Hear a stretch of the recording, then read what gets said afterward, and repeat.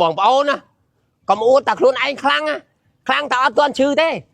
តើអ្នកឈឺបានយល់ពីអារម្មណ៍អ្នកមានជំងឺបើអត់ទាន់ឈឺអត់ដឹងថាអ្នកមានជំងឺនឹងឈឺមិនទេហើយបងប្អូនដឹងថាហើយណាកាពះពោះវៀននេះគឺរ៉ាំរ៉ៃបើអត់ដឹងពី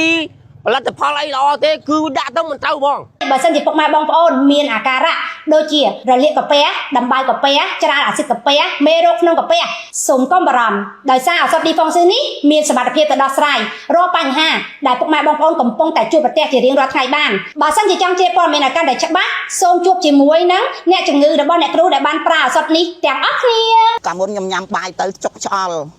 ដូចថាឆ្អល់ចុកលមូលហើយចុកអាចឆ្អឹងខ្នងនេះទៀតតែឥឡូវខ្ញុំបានហូបថ្នាំនេះទៅខ្ញុំជាថ្ងៃនេះថ្ងៃសិលខ្ញុំអត់មាននិយាយភូតកុហកអីទេ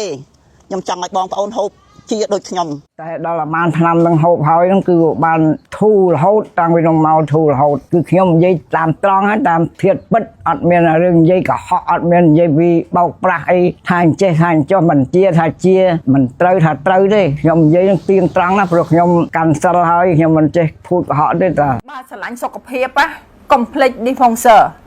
អូយបកកាយណាស់រឿងកាពះពវៀនតម្រងនោមនេះគឺអែមតែម្ដងពុកម៉ែអង្គពុំមីងប្រើទៅមិនខុសបំណងទេចង្អោភើជូស្ងួនពងកនេះបានធូរស្បើយអត់មានអាការៈហ្នឹងមានការក្អួតឬក៏ឈឺចុកចាប់ក្នុងខ្លួនហើយភើជូអីក៏បាត់ដែរវាពិបាកក្នុងខ្លួនវាពិបាកណាស់ទៅវាឈឺចុកចាប់ពេញខ្លួនហ្នឹងហើយពោះហ្នឹងហើមឆ្អល់រាល់ថ្ងៃមិនដែលបានដេកបានទេហើមឆ្អល់ហើយចុកដៃចុកជើងចៅច្បាច់រាល់ថ្ងៃឥឡូវខ្ញុំបានថ្នាំហ្នឹងទៅបានគ្រាន់បើបានហូបបានដេកបាន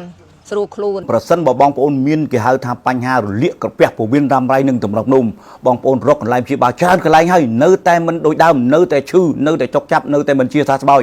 កុំភ្លេចបងប្អូនងាកមករកប្រើផលិតផល Defuncsin មកពីប្រទេសបារាំងជំនាញពិតប្រាកដធានាថាបងប្អូនប្រើបានតែមួយសប្តាហ៍ទៅពីរសប្តាហ៍អ្វីដែលជាការៈឈឺរបស់បងប្អូនរ៉ាំរ៉ៃនឹងកាត់បន្ថយបន្តិចបងរហូតដល់ជាសះស្បើយកុំភ្លេច Defuncsin មកពីប្រទេសបារាំង